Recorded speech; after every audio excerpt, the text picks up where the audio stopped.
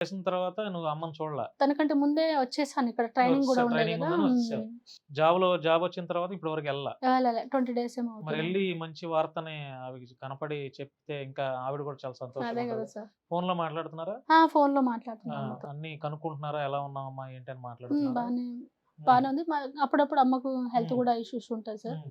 కొంచెం stomach pain అంటూ ఉంటది. హ్మ్. బాటిల్స్ గూడా ఎక్కుతూ ఉంటది అప్పుడప్పుడు. ఎంతక్క ఇప్పుడు నీ ఏజ్ ఎంత? నా 37 ఇప్పుడు మంచిగా గవర్నమెంట్ రిక్రూట్ చేసుకుంటే దాదాపు ఇంకో 25 ఇయర్స్ చేస్తావు. చేశాను.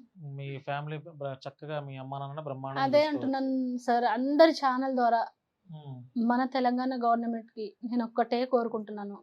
నాకేమి వద్దు. గవర్నమెంట్ జాబ్ ఇచ్చేయండి ప్లీజ్. హ్మ్. ఎందుకంటే ఒక రిక్వెస్ట్ చేస్తున్నా ఫ్యామిలీ కోసమని. చాలా ఏజ్ బార్ అయిపోయారు వాళ్ళు. హ్మ్. వాళ్ళని చూసుకోవాలి. వాళ్ళకు నాకు ఒక పెద్ద బంగ్లా వద్దు. పెద్ద మంచి కార్‌లు వద్దు. ఏమొద్దు. ఆ లైఫ్ హ్మ్. వద్దు. హ్మ్. నాకొక జాబ్ ఇచ్చేస్తే వాళ్ళని చూసుకుంటా. నాలాగా ఇంకా ఎవరైనా పేదవాళ్ళుంటే హ్మ్. వాళ్ళకి సపోర్ట్‌గా ఉంటా అంతే. హ్మ్. ఉద్యోగం వచ్చిన తర్వాత ప్రౌడ్ పెరుగుతదా? లేదన్నా. ఆ! మనకెలాంటి లేదు. కష్టాలనేవి పేదవాళ్ళకి ఎక్కువ తెలుసు. అది ఆర్థిక కష్టాలవ్వచ్చు, బంధువుల్లో మన స్థాయి బాగోలేనప్పుడు వాళ్ళనే మాటలవ్వచ్చు, మనం చూసే చులకన భావం అవ్వచ్చు, ఇవన్నీ పూర్ పీపుల్ దగ్గర అంటే పేదవాళ్ళ దగ్గర నుంచే మొదలవుతాయి. మొదలవుతాయి. సో, మనం గూడా ఎదుటి వాళ్ళకి హెల్ప్ చేయాలనే ఆ మైండ్‌తో ఉంటే తప్పకుండా భగవంతుడే మనకి ఎవరో ఒక రూపంలో హెల్ప్ చేస్తాడు. ఇప్పటి వరకు నా చేతనైనంత సాయం నేను చేశాను సార్. చేశావు. హ్మ్. చేశాను. అంటే హ్మ్. డబ్బులు కాకుండా ఇంకా ఏదన్నా ఏదైనా మాట సహాయం రూ. అవ్వచ్చు. 10 ఉన్నా నేను ఇచ్చేస్తాను. హ్మ్. హ్మ్.